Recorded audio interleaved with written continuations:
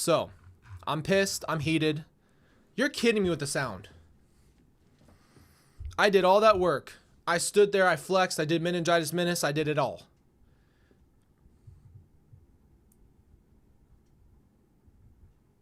I hate streaming. I hate it. I hate it with all my heart. I'm done. I'm just done. I'm not even gonna drink from my heart cup right now. This is ridiculous. It's always something with this stupid thing. The sound. Why is the sound off? I swear, if this had me in the stream, we'd fight. I did all that work, bro. Man, it's just so stupid, bro. Okay, here we go. Frick this. Here we go. All right, ladies and gentlemen, we in the stew. I said a lot of stuff. I don't even know what the hell I said. My mind is going a million miles a minute because today is I'm just thinking now that you saw me standing there. You didn't hear what I said, and I talked for over a good 2 minutes. That's cool. That's good. Great for us. All right. Well, I'm going to tell you right now, I have never had something where I felt like I needed to stop and do a video and break it down into more parts. I am heated over this documentary. I'm not going to lie. Like, I feel pretty angry for so many reasons. There's so many similar themes. And I had to stop and tell you that this is going to be a 3-part thing. I would never want to do that. I like to get it all out once and just be done with it. This is one of those things where the things I'm writing need to be discussed more than I need to cover it all. It's too much to cover. So we're going to get to it. First of all, we in the stew. I said that. You didn't hear me. I'm going to bring the mic a little closer so you guys think it's too low.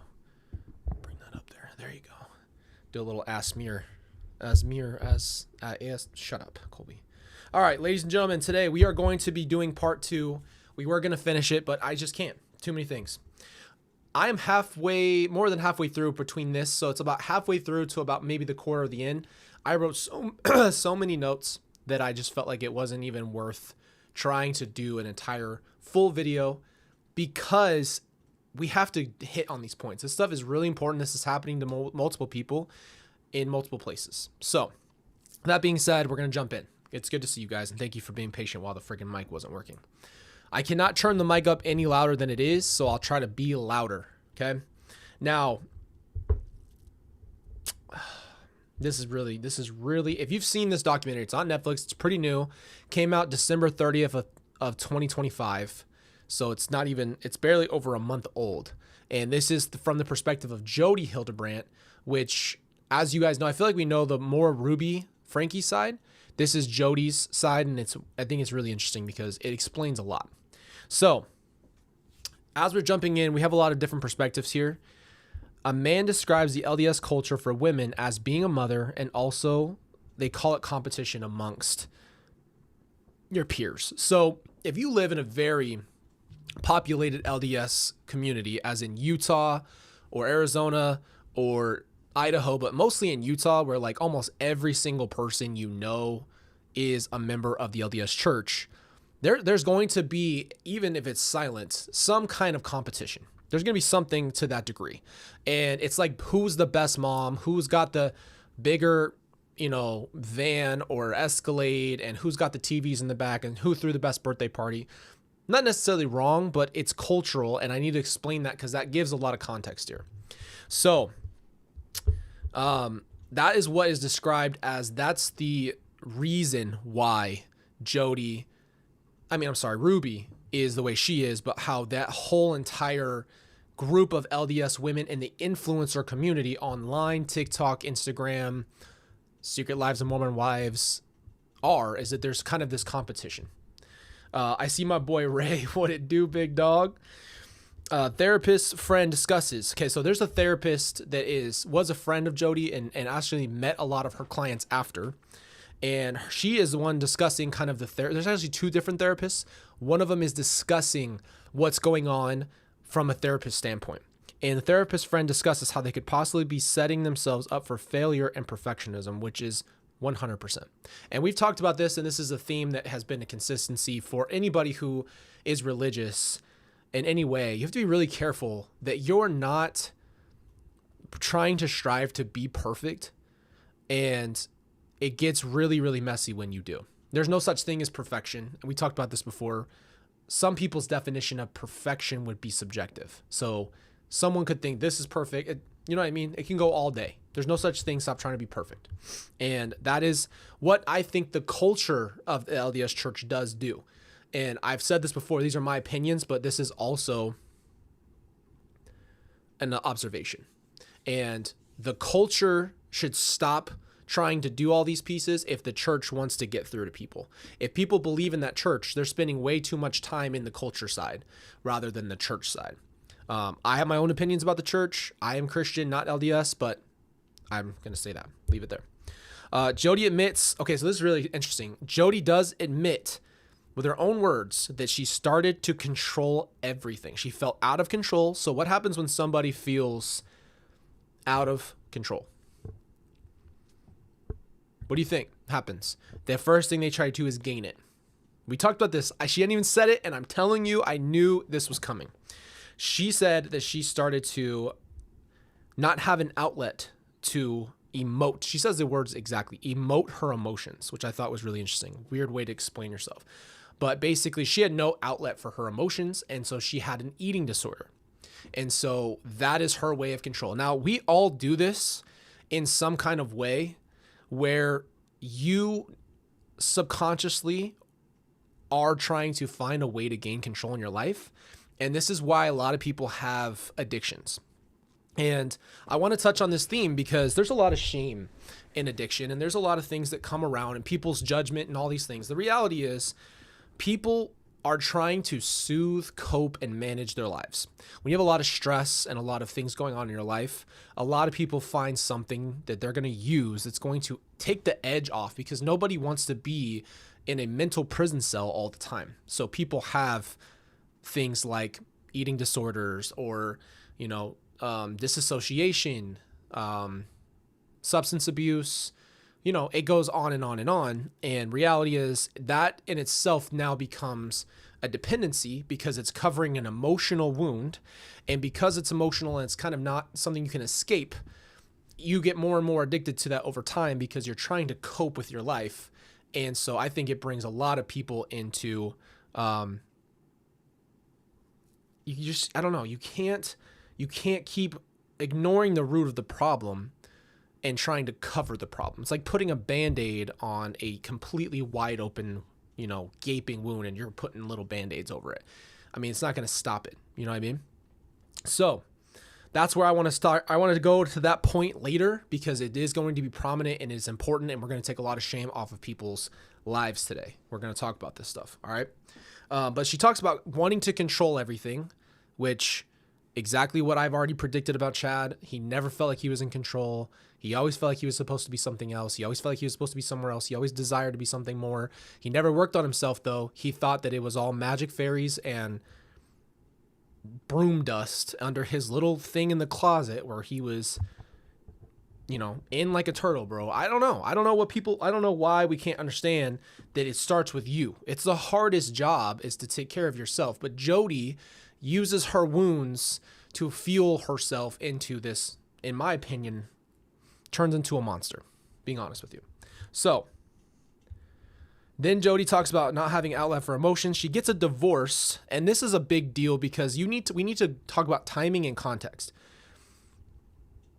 Timing is very important because when you get divorced, especially in the 90s and your LDS, we need to go into where I think what happened in that was a lot more frowned upon. And divorce was something that made socially, especially in the LDS church, divorce is like red marks on people. I swear it is. I don't know if it still is today, but even when I was in the church, I left the church when I was 21 years old. And at that point, there were certain things you did that the community knew about, especially people who have been divorced or remarried. They almost like lessen that person. So if you have tattoos, you're going to be lesser in the church. And honestly, if you're in the church and you can correct this, go ahead. But this is all I've ever seen in any ward I've been in anywhere. there's certain things, even if people don't do it subconsciously because of culture, they're not trying to figure out, hey, what does biblical Jesus think? It's more like, this is how the culture works. We do this way. We do this way. And so,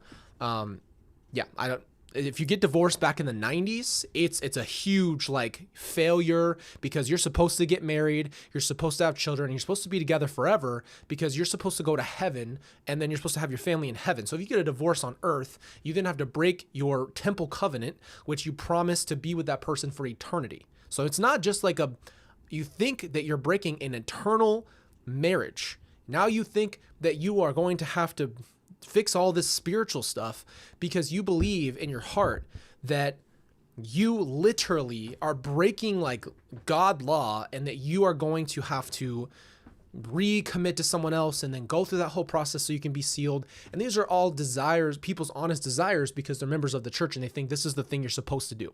So that really, really upsets me, because it brings a lot of shame for anybody, right? So we have to bring all this context in, or it's not going to make any sense. What is up, everybody? I see Ray in here. He's making fun of my stash. Listen, when you can get it like this, yeah, I got a swollen face from that fluconazole, man. But that stash stays clean though. Yeah, I know you likes that. So when she got divorced, she felt ashamed. And another thing that she felt shame in, which we're going to touch on now, but get to later. If you're uncomfortable with this topic, I'm going to tell you now so you don't stick around. We're going to talk about healthy views of sexuality. We're not going to get graphic, but we're going to talk about it because it is such a taboo thing, and I don't really understand why. So we'll get to that, and especially when it comes to church. So here's another big point is I really see my hands moving a lot. She felt, though, that the church didn't protect her. So when you believe that your church is supposed to have your best interest, this is God. God is in this church. If you believe that, then you believe that God did not have your back because the leaders of your church did not protect you, did not help you through your hard times. And so this is where I truly believe villain arcs begin, right? Let me take a sip from my glass here. I chose this glass just for you guys. It's a Valentine's Day glass. We're getting there. It's a heart glass. Don't say nothing about this. All right? Moving on. So, after Jodi feels rejected, broken, confused, doesn't know how to deal with her emotions, and probably alone, so lonely. I don't know if I said that. What does she do? She needs a muse. She needs something that she wants to do. So the first thing she does is she goes into education and psychology.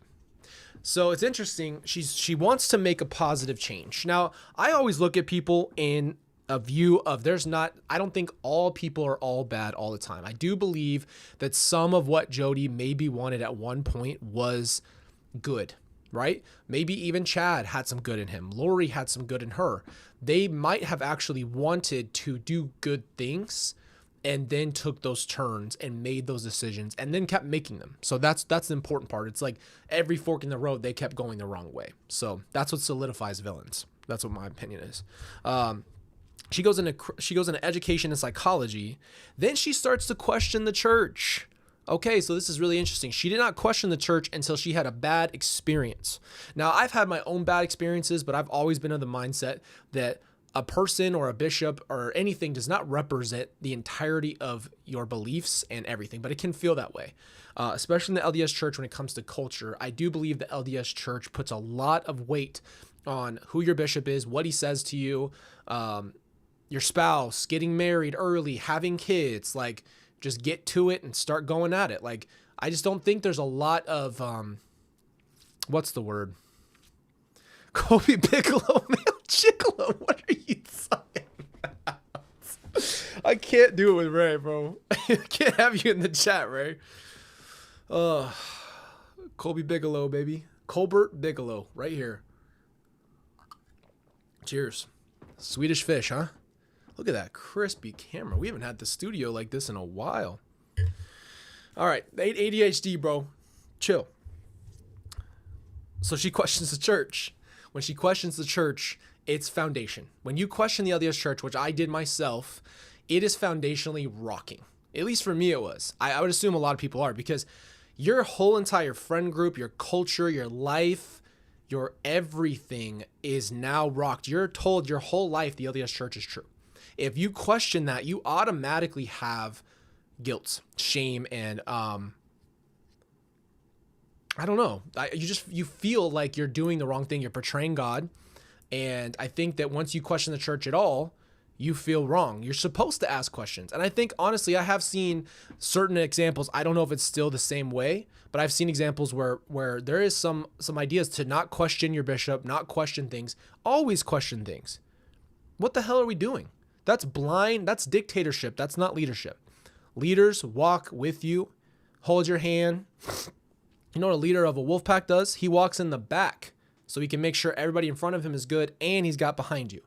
That's what leaders are. Leaders are not dictators and pointing and saying, go do this. Don't think about it. I want you to turn your brain off real quick and not think about anything. I want you to just do what I say. Does that sound good? Even Jesus himself tells you to ask questions. The whole verse about knock and the door will be opened unto you. What do you think knocking is? Knocking is persistence. If I have something I'm trying to figure out, I'm going to go out and get it. If I'm trying to go, I'm going to give you a great example right now. If I need to go get wings, okay, and I tell my wife I need to go get wings, and she says, well, don't worry about it. You can get them, and I'll just, have you get them through me, but just trust me and don't worry about it. Don't think about it. Or I can say, hey, I'm going to do the work to get in the car and go and get the wings myself. I feel like that's a stupid example. That was dumb as hell, but you know what I'm saying, bro. I feel like I'm trying to get it across. It's simple as you do not want to allow someone, especially in religious context, to make your decisions for you because you live with those consequences. You should be convicted deeply. And that's all about searching and pondering, and you should believe it. And there's people who watched Jesus who did miracles and then still were like, yeah, this guy's not for me. There's people who followed him for a while, saw what he was doing, and were like, no, I'm out. I don't like that. It is what it is. But you're allowing another person to tell you what you can and can't do. And that's another big point. We're going to get to that. That comes to the LDS church stuff too. Then this is where we start talking about sex. Okay. If you're uncomfortable, leave, but I'm not going to say, it's not going to be explicit or gross or anything, but we got to talk about this because it's very important and it's very shameful for people. And that's weird. So let's drop all that. Let's have a normal conversation about it. Sex becomes very taboo, shameful. So yeah, I want some wings too. That actually sounds really good. But because of Jodi's personal experience, and in that time, look, we're gonna get really candid here. I think there was an expectation, especially maybe in the culture at the time, or maybe even for the LDS church specifically, that sex is usually about the man being able to get, basically the man to enjoy himself. It is not an act of both people having a unity and the closeness, and then the woman is not prioritized. And so the woman may have a lot of questions or feel like she's not being, her needs don't matter.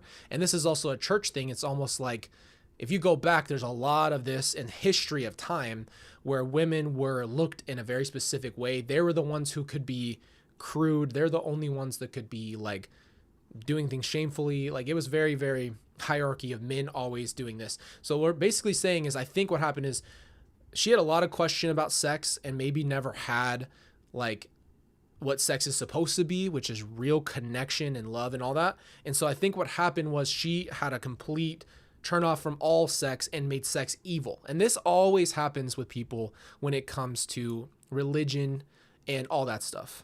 It turns into this horrible thing where it's shameful and the woman feels ashamed and she doesn't know how to express herself. She doesn't know how to go and talk to her husband. And there's just so many aspects of that where it's like sex becomes this horrible, shameful thing. And so she carries this on deep into her teaching in connections. So it gets really, really bad. So we're gonna get into that as well. All right, Ray, love you, bro. I knew you'd be out. I know you do not want to talk about sex. I get it. So then here's the next thing is really interesting. The church has this therapeutic list, and I'm sure a lot of you know this if you've listened to this, but the church has a list where they have basically approved people, and a lot of people, and now bishops were telling people to go. So bishops run a ward.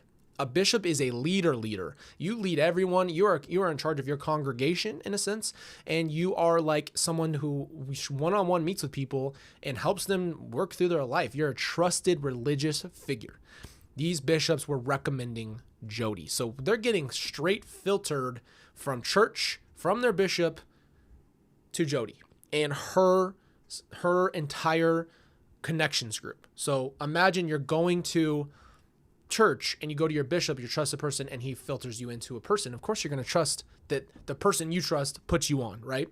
Well, the problem with that is that Jodi had lost her actual, or had been, I don't want to say, I don't forgot what the word is. It's down here somewhere because this doesn't come. Oh yeah. She was on probation. So she did not actually have the license to be a therapist at this time. She actually broke HIPAA violations because she was going into some very serious personal things, and she went and told a bunch of people. She went and told a bunch of people that she went and basically broke the code of a therapist. She went and told, I'll just have to tell you that in a little bit because it's later in the thing. Ray does not have an OnlyFans. Okay, Ray. We all know you do. So what happens is after all these people are coming, this is the worst part. So she has a distorted view of sex and men in general. This is also coming from religious context, and this is coming from this angle of personal hurt. Jodi now starts running men's groups. And I just effing cringed when I heard this. Because I remember Kevin Frankie talking about being in these men's groups. He's very open and honest about that. And I know that Chad Frankie was also in therapy doing the same thing. This is where it gets horrible, okay? So in this documentary, there's someone who actually was the recipient of this abuse. And we're gonna get into that right now. So she makes she brings people in to these men's groups. The wife usually is the one who initiates some kind of therapy or idea because she's got questions, she's confused or having feelings. And so obviously she wants to improve her marriage. The husband, and it might be in bad places. It might be like, you know, our marriage is rocky, maybe, because the thing is they're opening up to Jodi as, you know, as anyone would with a therapist. You're trying to be open. You want to fix your problems, whatever the case may be. Jodi was like a surgeon when it came to this stuff. She knew that they were vulnerable. She knew their problems, and then she isolated the men, and then she was doing one-on-ones, and she's charging stupid money for these one-on-ones. So we'll get into that too. But in this time, she's running men's groups on top of one-on-ones, and these men groups are all these men with her. Mind you, she has disdain for men. She has a problem with men. She has wounds from her life that are now trickling down and being taught to a group of men, which is damaging the living hell out of these men. So we're going to get into that because I told you guys who have been, if you're Patreons, you saw the video. I have some experience in being a part of a group of men like that with a leader who was out of her mind. So that's a story for another time for everybody else. But this is a sore spot to know that people are trying to use religion to project their horrible view and wounds down these lines of people. It's disgusting. And she's leading these men's groups. They're there, vulnerable, wanting to change. And she makes this all about lust and sex and all this stuff about men looking at porn and this and that. So this is where we have to go back into just healthy sexuality without the shame part. She was shaming the men. Okay. So one of the women said that her husband, if he looked at porn once in an entire year, calendar year, Jodi said that that's a sex addict and that's a porn addict. So labels, right? Your therapist is labeling your everything that you're doing as the 10. You're no longer a 1, 2. There's no existing of there's 0 or there's 10. It's either a nothing or this. Now, this happened also with Ruby Frankie and Kevin Frankie. this exact situation, this wedge that Jodi was addicted to wedging herself in a marriage and pulling and pushing people away from each other. So this is a real thing that she did with multiple people. And I put the words down here later that people were basically paying to be abused by this woman. And it's so sad because they were so earnest. And that's my absolute biggest problem, is someone searching for help gets into a place with a predator, and a predator starts taking advantage of people who are genuine, sincere, and want the best things. Okay. We'll get to that in a little bit. So it goes back to Jodi and says, these people are basically talking about her character, and in her character saying she was very confident and direct. And I said, that gives the illusion of confidence. We know that Jodi did not love herself. We know Jodi was not a happy, healthy, whole person and had not dealt with her wounds. But here she was with hundreds and hundreds of clients and all these people listening to her podcast because she knew how to blow smoke like nobody else. She knew how to make it look pretty.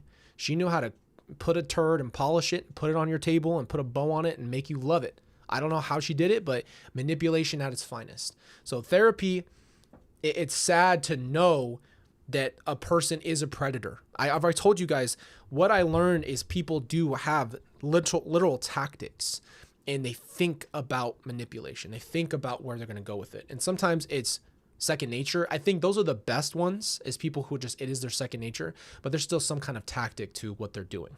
So, and this is where, again, I really do compare her and Chad, because it's the same exact thing. It's just control over people. Chad was telling people these spiritual things he knew they believed because they were dumb enough to believe, but also they were vulnerable enough to tell him they believed. So he goes, oh man, I have power. I never had this. I'm this lowly person who's always felt like I'm not enough and inadequate, but here's all these people who believe I'm powerful, and it's just Palpatine.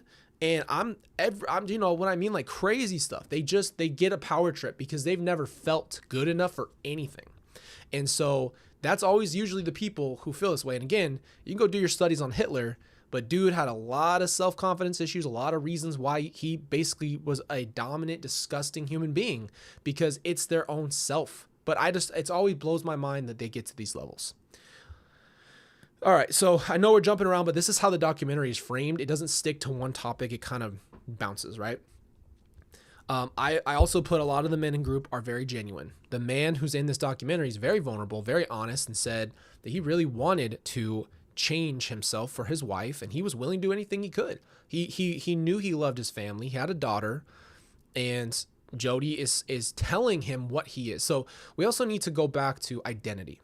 Religion should not give you your identity only. You should find who you are in an unshakable way, meaning if someone says, hey, I think you're ugly, it does not crumble you. Or I think you're a bad this, that is something that you have to get to. You have to learn who you are and be comfortable in your own skin, and that is a very hard thing to do. And I'm not going to say or not like I'm perfect or feel that way all the time. I'm constantly having to remind myself to not react emotionally and say, you're not perfect, but also if someone says something bad about you, it doesn't mean it's the truth. And that's a problem that I think we have. We don't have parents who put the time in anymore to teach identity to the children. You're supposed to show them and tell them and help them and reinforce their emotions and their feelings. And obviously, I know for a fact in here, Jodi specifically says that she did not grow up in that environment, right? But it's so sad because they're so earnest. These clients are earnest. This man is earnest. He's trying so hard. He's there. His wife is now this is where it gets really crazy. You want to go to level 10 manipulation, okay? Jodi gets off by controlling the woman to control the man. So even without her being present, the women are following what Jodi's saying because Jodi is exuding confidence. She's breaking the social norm. She's not just I hate to ever say this, so please don't feel disrespected or anything when I say this, but being underneath the man and just staying home and being quiet and, taking care of the home, that is what some women have been subjected to feeling like, as if that's all they can or should do in their life, which, as we know, and my personal belief, I do not believe that. I don't believe that. I think there are roles that we walk in, but they're chosen and they're partnerships, and there's no one above the other, and two halves make a whole. That's how I look at it. And I think every man needs to understand he does not own or dominate his wife, and every wife should know you cannot own or dominate your husband. It is literally about two halves making a whole. And Jodi obviously was very, very controlling and decided that she was going to basically take her relationship problems and go and start crap in everyone's marriage and drive wedges. And so Jodi starts telling this wife that you've got to get control of your sex addict. And this is where it gets bad. Okay. This man, I don't know if they've got into details, but I'm sure he was like in some capacity looking at porn or something, lustful or something. And it's not like he was doing it all day, every day, like even in the category of addiction. And then the therapists come in and talk about, there's a documentation of that sex and porn is not actually in the addiction category. It's not in those filings of like substance abuse and those things. Like it doesn't have a category when it comes to psychological stuff to be considered an addiction. We're not here to debate all this stuff. I'm just telling you that this is what's going on as far as context goes. Regardless, these other therapists are jumping in just to give you some context of how therapy works. And the thing is, a therapist doesn't shame or judge or give relationship advice. And this is what, Jodi is doing to these marriages and having these wives go in and control their husbands. So what happens is before the exact same thing that happens in the DSM. Thank you. DSM. You guys are amazing. I love being able to talk to you guys about this stuff. I still have my cup, by the way. Cheers to everybody else who's new here. Welcome to the club, bruv. All right, let's keep going. So just as an example, this wife is very worried that her husband will ever look at anything. And so to the point where he doesn't have a smartphone, she shuts down their internet, she unsubscribes from any kind of TV. This man gets on full lockdown, and she thinks that she's doing the right thing because this is what Jodi is basically telling her is I don't know, her job or some kind of thing. This is control.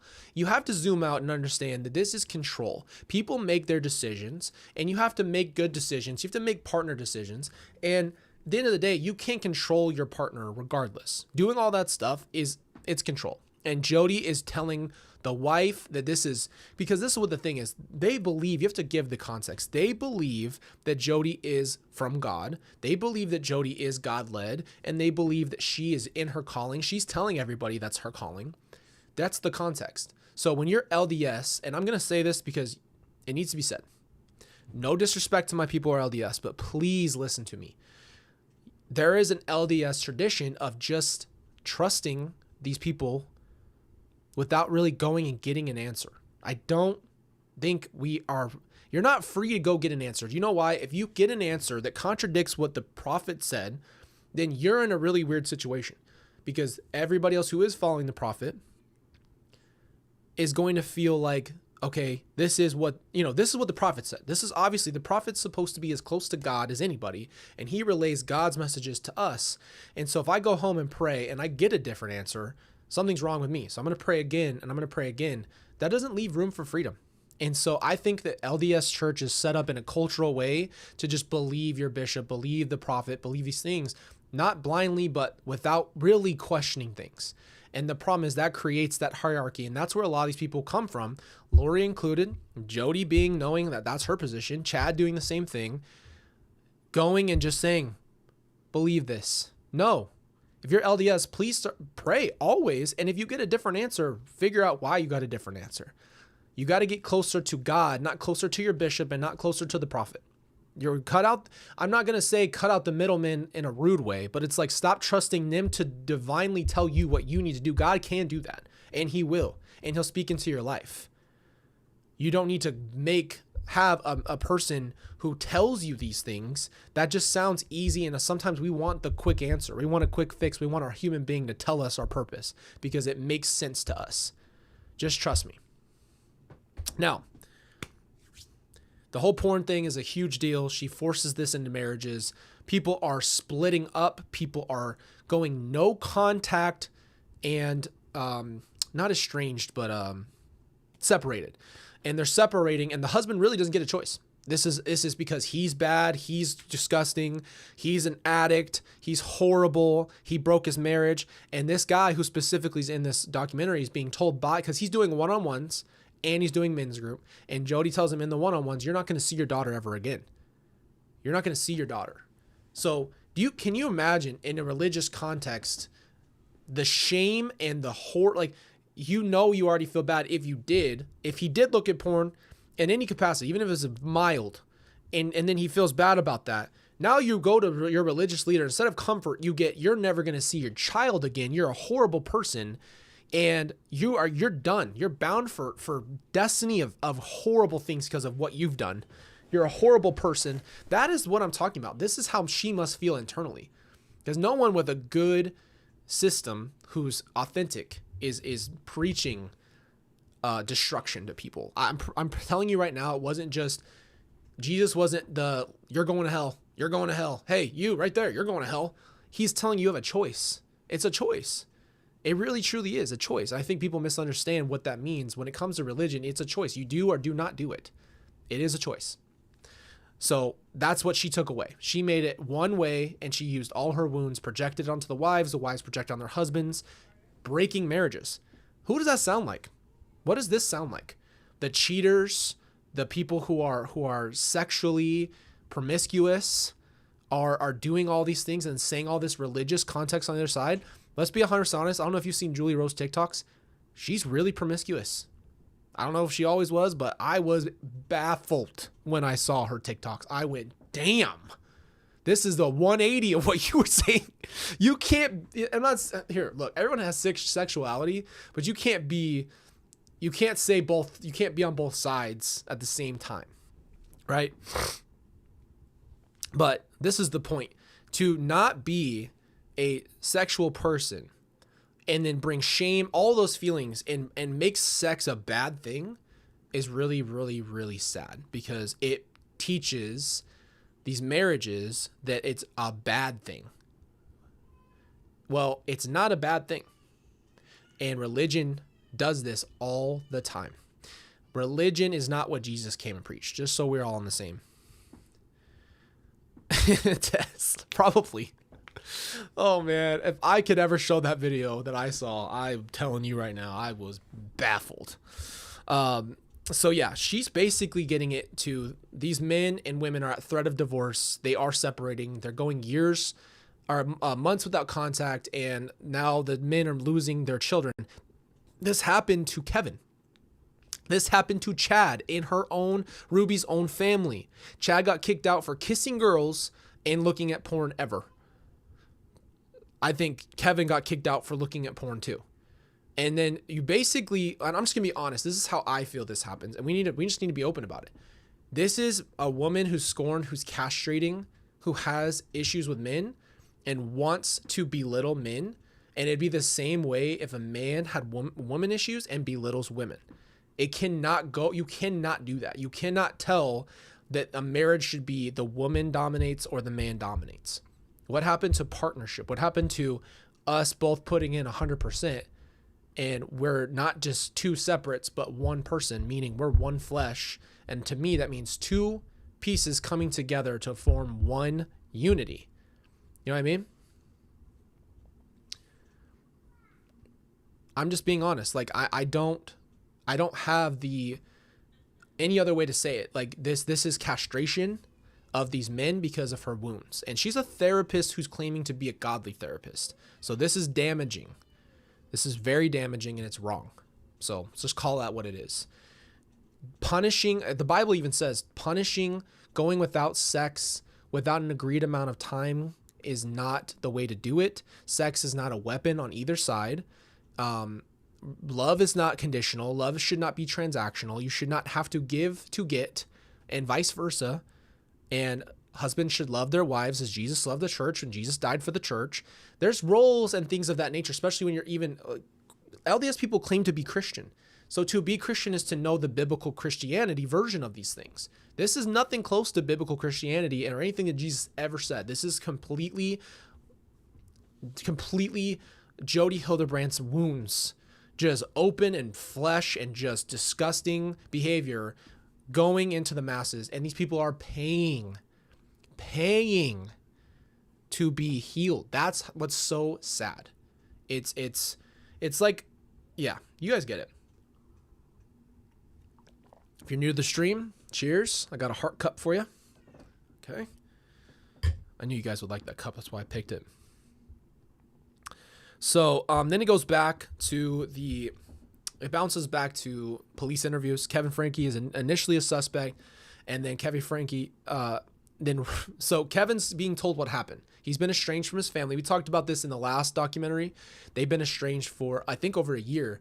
Kevin is working his butt off in his mind to go get all the help he needs, and I rolled my effing eyes. I rolled my eyes.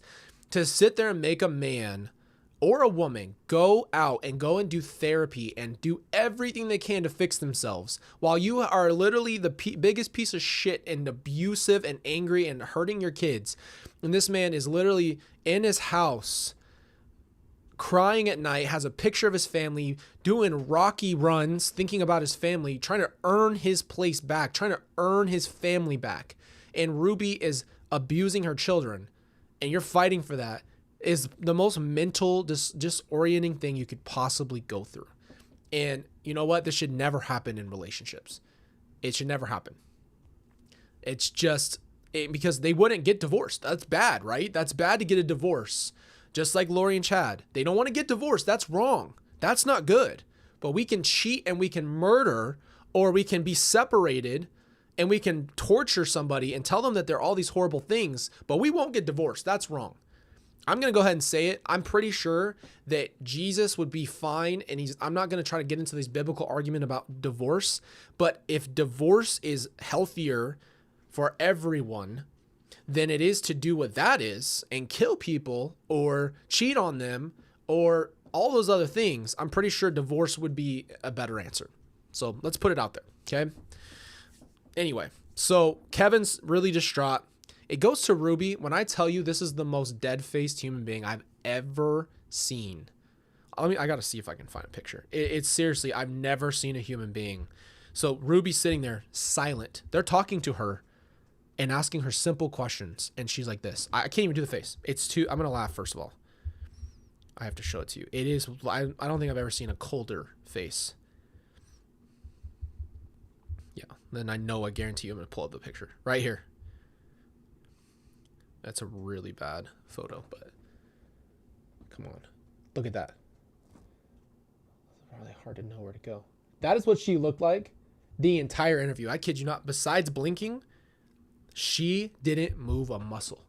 So she's in there being interrogated, does not say a word, and then says she wants a lawyer. Jodi knows how to manipulate.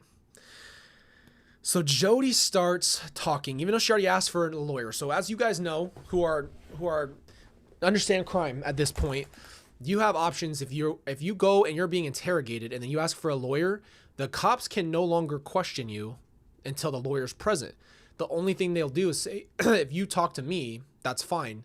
But once you request a lawyer, there's nothing left to be said. So she says, I want a lawyer. That stops all line of questioning. Jodi has already said this, but then manipulates the system by continuing to talk, you know? And this is where it gets interesting. So I'm going to tell you exactly what she said. Jodi says the words, I have nothing to hide. So there's not kids tied up in your house or escaped your house, and then they found another little girl there. That just happened who knows how long ago, okay? Then she goes into her manipulation, and it's because I've watched so much body cams and cases at this point that I just watch people's behavior and mannerisms and all these things. So I'm becoming a behavioral panelist bandit here, and I just notice everything that everybody does now. And she goes, I'm a psychologist, and then she puts herself in their shoes by saying, I sit on your side. I see people every day. I talk to people every day as a psychologist who are in these bad situations. Like, she starts to do something which is actually, I don't even know if she knows she's doing it, but I just was immediately rolling my eyes because I thought that is so her trying to disarm. It's actually a real psychological thing. is to disarm, and then to what I see most cops do is they'll sit down with someone and they'll start to interrogate them, and then they'll become friendly with them, and they disarm the person so they feel comfortable enough to talk and confess. That is what they're hoping they can do. A good detective and a good interviewer is going to be able to make someone feel comfortable enough, draw them in, so that way they feel comfortable enough to, and a lot of times you'll hear cops be like, just, you want to let it out. I know you want to do the right thing. And I think a lot of the times they're actually hitting on real chords, because not everybody is a hardened criminal who wants to do bad things. Sometimes they just go too far. So anyway, that's the point, is she does this to them. She reverse psychologies this. So it just shows you how manipulative she truly is. So she starts to disarm them. We're on the same team. I get it. I interview people all the time. I'm really, I totally get where you're coming from. I've seen this situation. Like, she tries to basically put herself and literally says the words, we're in the same shoes. Meaning, hey, we're on the same side. We're all friends. We're all good. We're the 3 best friends that anyone could have. If you haven't seen the Hangover, then you did not know what I'm talking about. Please don't unsubscribe. All right. So Jodi was put in probation. I already told you guys that. Jodi knew how to build an empire. And this goes back to that point. I have said that I truly believe that Jodi was everything that Chad Daybell had ever dreamed about being. Influential, rich, talked about, revered, and all that stuff. If Chad could have got there, he would have been heaven. He would have been the happiest human being alive. And he still probably would have done what he did with Lori, but he wanted that life. She actually accomplished that. So she's even more cunning and more, what's the word? She's more, not just cunning, but strategic and business savvy enough to have created an entire empire on brokenness. It's literally all about the brokenness. She knew she was stepping on broken people. She knew how to manipulate that and exploit that. And she had people paying their money, begging for healing. And I'm going to say another thing. I absolutely despise the idea that you should pay for healing when it comes to religion. Oh, nothing is going to make me hotter than someone saying, I'll deliver you from demons. It's just going to be $50 or something of that nature. Come on. You cannot show me a verse in the Bible where Jesus held his hand out and said, give me a denarius and I'll get that demon out of you. Give me that denarius. I'll put that in my pocket. Get out of here, bro. Don't ever tell me you sit here and tell me you can charge for religious healing. The problem is Jodi wasn't just saying religious stuff. She was mixing it all together. I think that's worse. I think you should either be a therapist or a religious leader. You should not combine that, because that's the manipulation. That's the worst thing you could do, is like, you already are using themes of the LDS church, just like Chad, just like Lori. You're thematically using all the standards and these pieces of the church, and then you pull it all together into your manipulation, because you're now mixing and matching. And that's what's getting people excited, though. It's outside the norm.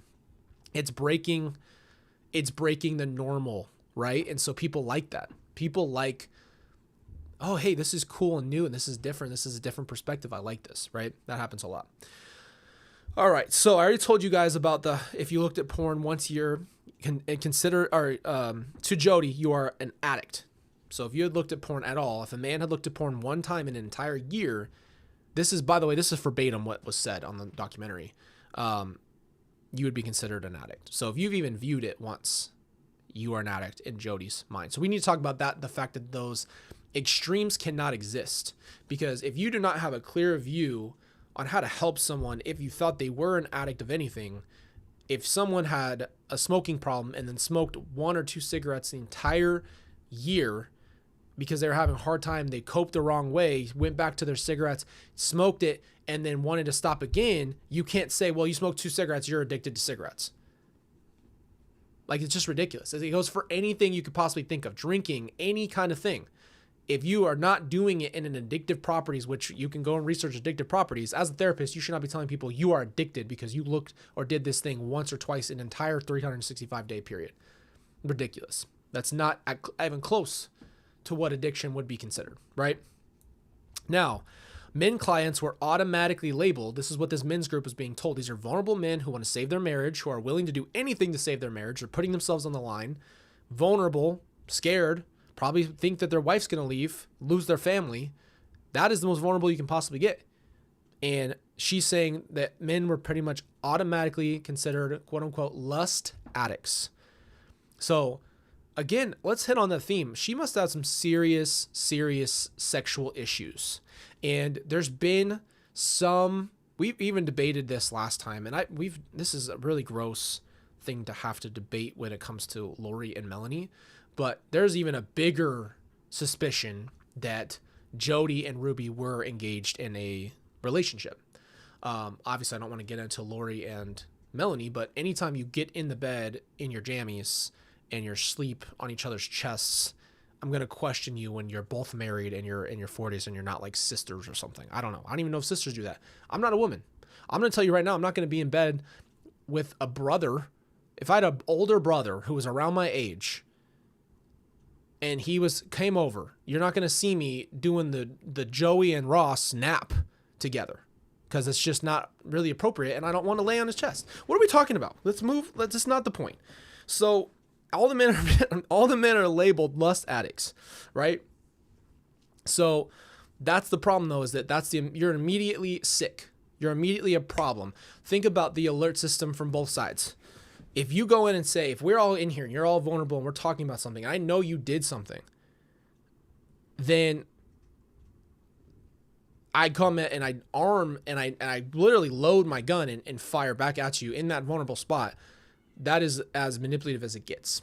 So that's what she's doing. But every man was a lust addict, and that was pretty much the consensus of the men group. You're here because you're effed up, and you have a lust problem. You need to be fixed, and I'm gonna fix you. Really? You gonna fix anybody? You need to fix yourself. That's the biggest thing. If they're not working on themselves and they act like they have the answers, get out. You ever seen that movie? Get out. Good cup. All right. This is not helping my case with my last comment. All right. I literally wrote, she effed with people's heads, which is an understatement. She hurt people deeply because, like I said, it's the wife. It's this trickles down a family and then a community and then the other family members. That's the problem. It's getting worse and worse because the wife is now really upset. She thinks that there shouldn't be anything to do with this. He feels bad. He now is estranged from his whole entire family. It goes on and on and on and on. So that's my biggest issue with it and always will be. This is not also coming from the wife. This is coming from Jodi. It's a difference. The wife is not going out and getting convicted of these things and feeling these for her own self. This is coming from their godly therapist. So let's remember that. Okay. Love the cup. Pinkies out. Appreciate you, Kira. Okay. And then I wrote, especially men, in my opinion, which I've already told you why. Now, Jodi thinks and tells women men are like children and basically need a woman to do everything. So that automatically says women should be in charge. Now, again, the social norm in church growing up for her and in culture was men above women. She has now flipped that on its head, and now it's women dominate men. Hey, it's neither. There's no domination here. It's men and women are equals with different roles. It's like going to a job. I am the cashier and you are the stalker. I'm not better than you because I do this. I'm not gonna tell you I'm better than you, right? And leadership, again, as a man, I believe leadership is helping and leading and walking with, not pointing and telling and demanding and dictating. That's just how that works to me. But there's no domination. We're not promoting a dominating role of a spouse, because that's not a marriage. That's just a dominating relationship. So, and that also goes even if it's not upfront domination. The domination can be covert or manipulation. So manipulation, a manipulative dominant person manipulates the